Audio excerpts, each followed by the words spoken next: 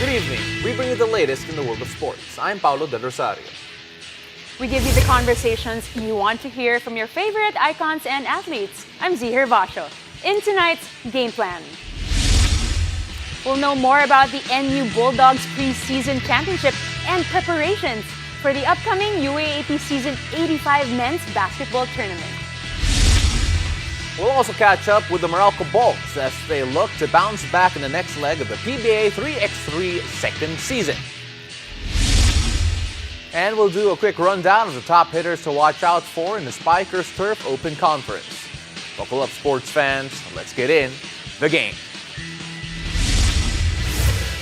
The NU Bulldogs did more than just prepare for the upcoming UAP season. They won a championship already in a preseason tournament. To talk more about the Phil Oil Eco Oil Championship and their ongoing preparations for the UAP is John Lloyd Clemente, Jeremy Mahinay, John Galinato, and Steve Nash Enriquez. Gentlemen, congratulations and welcome to the game. Thank you po. Thank you po sa pag-invite. All right. Thank you po. Thank you sa pag-invite. Thank you No, po. thank you for taking the time. Sana nandito kayo next time kasi grabe, I want to ask so many questions off cam. Yes. Pero ito muna tayo, JLC. Syempre, preseason championship. How did it feel going into yung tournament na yun? Kasi syempre, to go in and actually win it all against good competition says a lot about yung grupo ninyo. Actually po, sumali po kami sa field para maka-gain po kami ng experience papasok po ng season. To be honest, hindi po namin na-expect na ma-sweep po namin yung elimination, pati yung semis and finals. Yun po, siguro binigyan lang namin yung best namin every game, kaya nakuha namin yung championship sa pre-live po. 11-0. 11-0, Z. Grabe Sweet talaga. lang naman. All right, for JLC, I wanted to ask, as the veteran of the squad and among your teammates, who surprised you the most in terms of performance in the last preseason tournament? Para sa akin po, si Galinato and Jeremy Mahinay po. Kasi grabe po yung step up nila, especially John Galinato, nung playoffs namin. Kasi madaming may sakit po sa amin, Nash na-injury. Ako, nagkasakit ako ng quarterfinals. So, madami actually, lahat po ng teammate ko nag-step up naman po nung playoffs. Kaya, yun. Pero para sa si Jeremy at si John Galinato po. Ayun, kasi nandito sila sa call na to eh. So, Jeremy, ikaw muna. Kasi syempre, as JLC mentioned, maganda yung pinakita mo, especially sa playoffs. Ano yung sinabi sa inyo going to the playoffs? Is it to treat it like parang UAAP na kapag nagsimula na yung season nyo? Or was it more of trying to discover yung sarili mo? Siguro, nag-stick lang ako sa plan ng team. And yun nga, kung ano yung sabi lang ng coaches namin, yun lang yung sinusunod ko. And then, hindi mo na ako parang tinake away ko yung mga bad habits na nagagawa ko nung mga past few games. And sinunod ko lang si Coach Jeff at yung mga coaches namin. Pati yung mga sinasabi ng mga teammates namin para mas gumanda yung laro ko sa final. Jeremy, sorry na curious ako. Ano yung mga bad habits mo na biglang nawala? Siguro tinanggal ko lang yung kasi minsan nagiging ako makasarili sa kumbaga parang gusto ko lang umiscore. So, naging team player ka? Parang, ganun. Okay. Pinapasa na niya yung bola. Oo, pinapasa na niya. Alright, kasama ni Jeremy si Nash in this call also, katabi niya. And I wanted to ask Nash, other than winning a championship, kahit preseason man to, how else is your team preparing for the main event, for the UAAP season? Still blessed pa rin na kahit man pre-season, no? Kasi, di ba, pag nakuha mo po yung pre-season, nakaka-boost po siya ng confidence. Yes. Hindi lang sa every player, kundi sa buong team. Kaya, coming through the season, sobrang laking bagay na nakuha namin yung dalawang pre-season games na yun. And, syempre, gagawin pa rin namin yung best. Siguro mag-double effort pa rin, triple effort para makuha namin ulit. Or, makapagbakbakan kami sa mga malalaking teams sa UAAP. John, syempre, we talked about the confidence builder, what the Phil Oil did in terms of that. Siyempre, sa palagay mo ba, statement ba yun na NU is coming not just to crash the Final Four, pero hopefully to go farther? Siguro yung Phil Oil games namin, yung mga preseason games namin, tinake as opportunity lang namin para i-apply yung mga pinapractice namin, yung mga pinaghahandaan namin para sa upcoming UAAP, yun doon namin parang ina-apply sa Phil Oil preseason na games para mas mapulido namin yung sistema namin, both offense and defense. Tsaka go hard na kami every game, laban na kami kahit sino kalaban. Hindi namin mahina man or malakas. Gusto namin na mag-improve kami as an individual and as a team po. Yun lang po. And speaking of improvements, I wanted to ask JLC again. Coming from the UAAP Season 84 and then ngayon, preseason tournament, ano yung isang bagay na pinagbubutihan nyo, yung pinagtatrabahuhan nyo ngayon in preparation for UAAP Season 85 naman?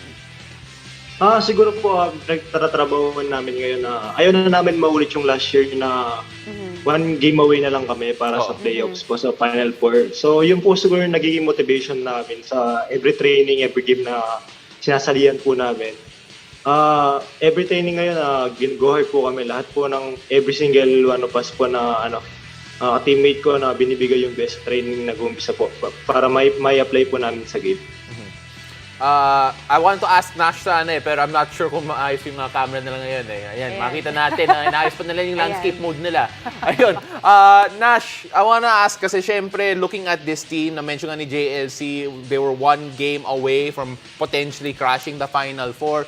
What's the biggest difference sa palagay mo sa team ninyo ngayon and compared to last time in terms of preparation, in terms of you getting ready para sa susunod na season?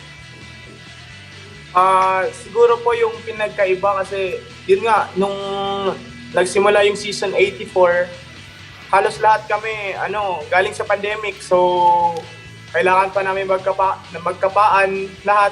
And syempre dami kaming rookie nun dami kaming rookie and sobrang yung time ng preparation sobrang late lang. So yun yung advantage ngayon.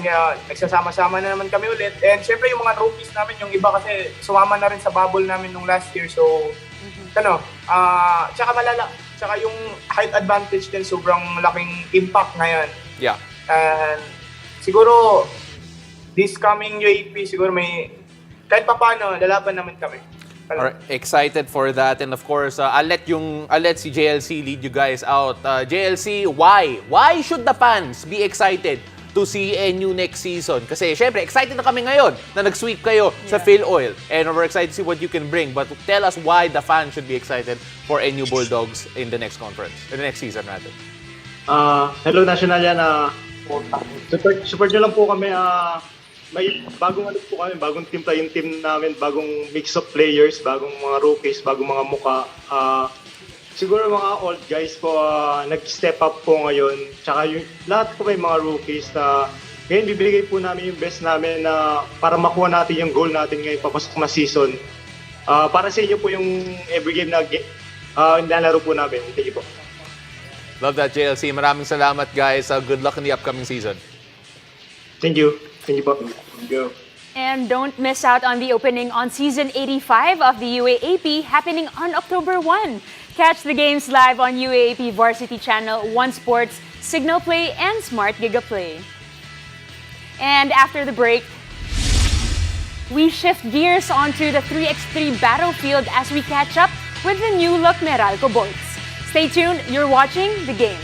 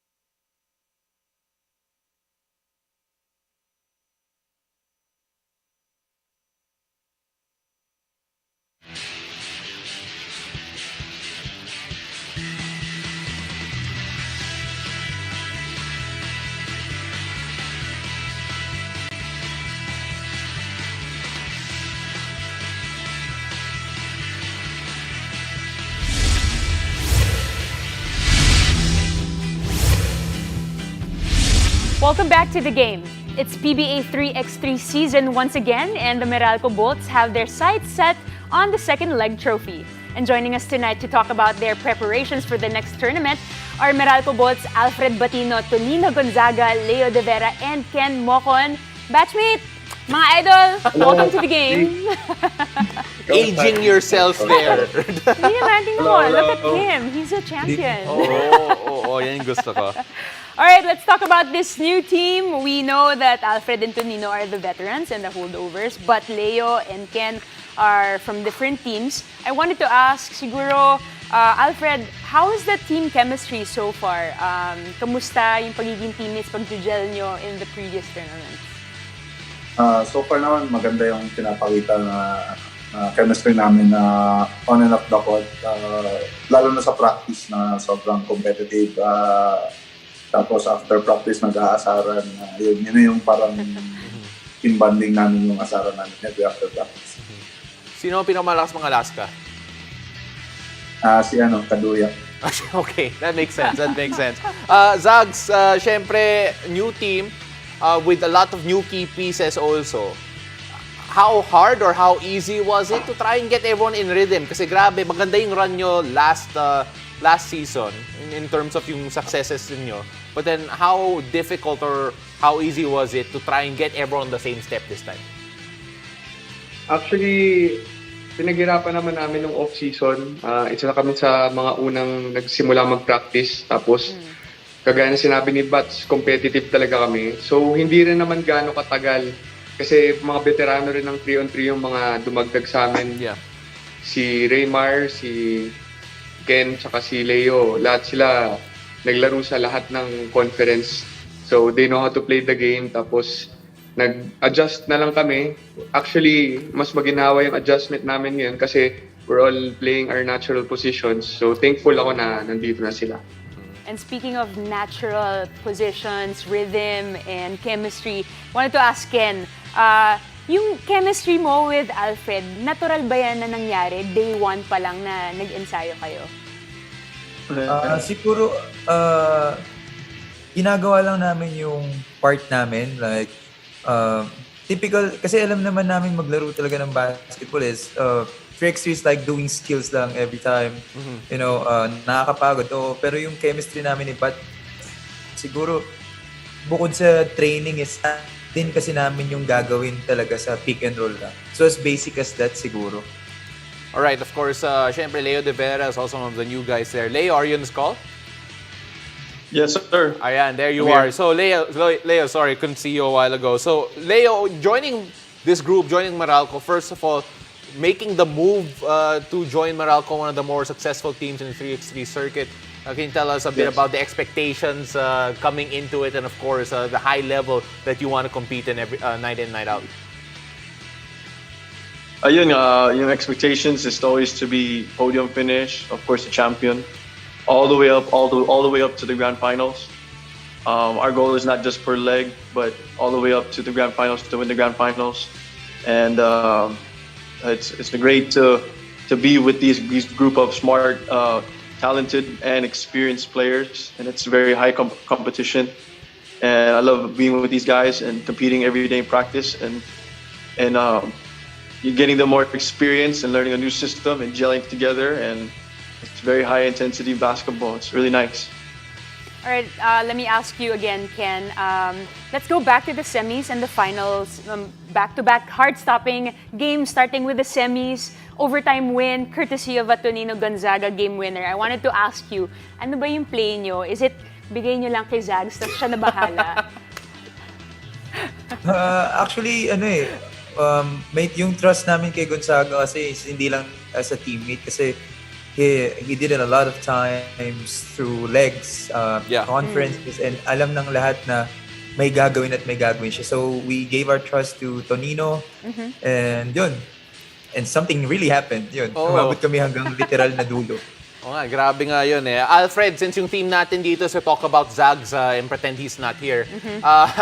Can you tell us a bit about yung leadership niya? Kasi I remember there was a point in time in the previous season na na-injure siya for a length and it was a bit difficult for, well, in other words, noticeable na wala siya eh.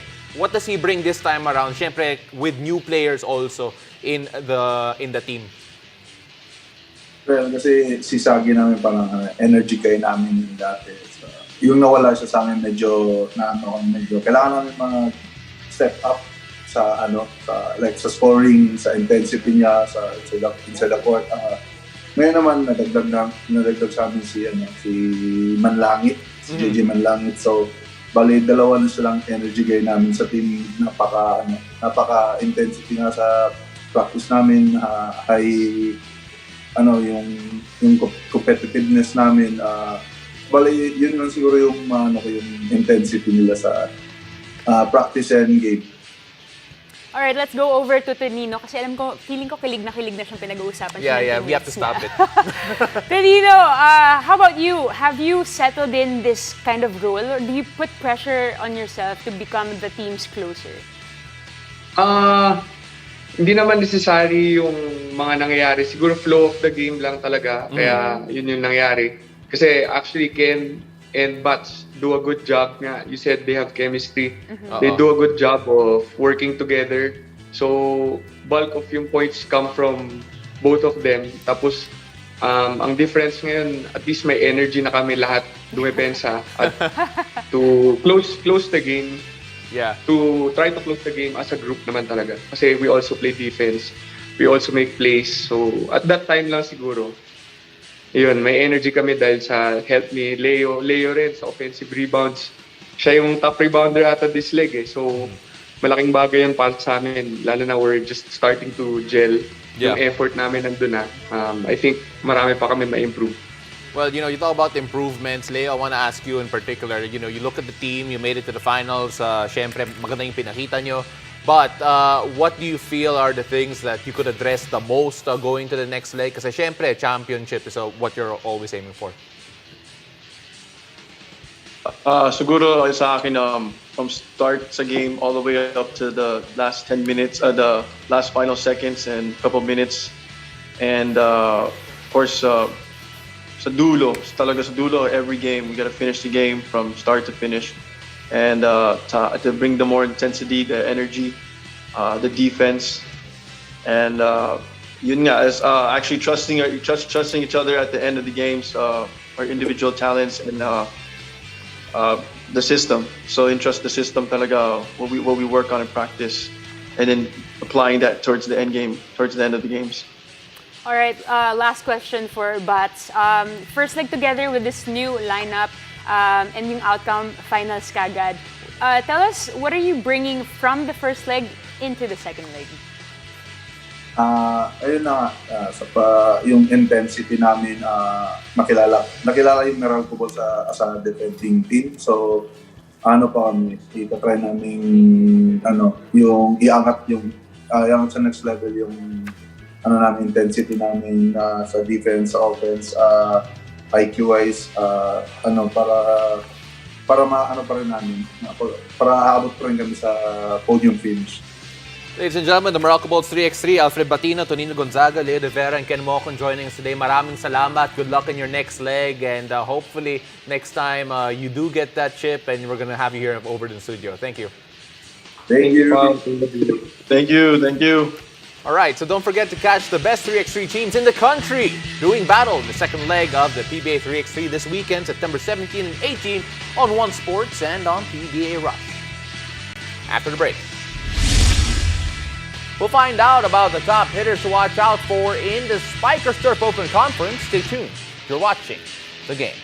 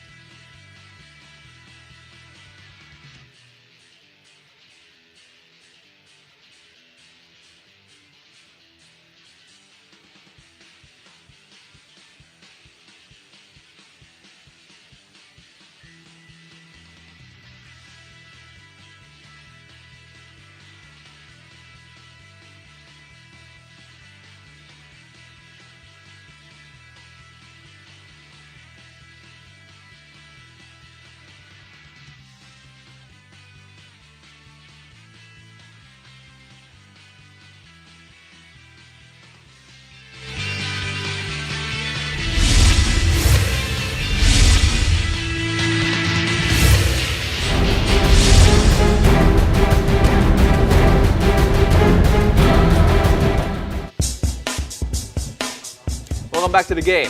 The Spikers Turf has been an avenue for the up-and-coming stars in men's volleyball to hone their skills. To shine the spotlight on them, my co-host, as well as Spikers Turf anchor and analyst, Zia Vasho, will be putting on her analyst hat this time around for the segment as she shares her list of top hitters to watch out for in the tournament. Or if you haven't already, I suggest that you do, because grabe, the names that we're going to mention here are some of the best to watch. Start off first with the PGJC Navy's si Joshua Umandal. And he's someone both you and I have been really excited about because of what he's shown in the national team in the past, and he has taken his game to the next level here domestically. That's right. I mean, the name Jao Mandal has been there since he was in college playing for UST. Yeah. And then he graduated, he played for a couple of club teams, and then played for the national team as well. But for me, what's interesting watching Jao grow, I guess, parang napupush niya yung ceiling niya, yung ceiling niya as a player. And I'm just so glad, I'm so happy to see him grow as an athlete. And here with the team, the PGJC Navy, parang he's embracing the role of the leader in the team. You know, we remember, I think, the time where he made the most headlines was when he had to take over scoring for the national team. And it feels like from there, sobrang upward na yung trajectory niya. Naging import sa Bahrain, now leading the PGJC Navy.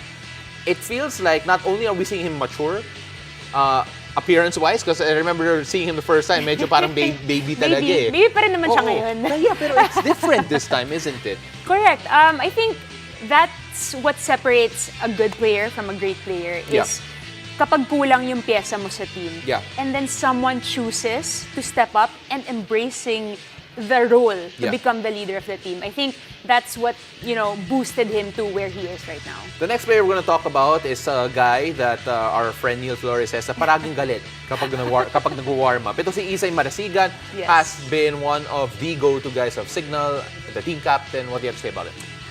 Signal, as we both discussed earlier also, Signal kasi very deep bench.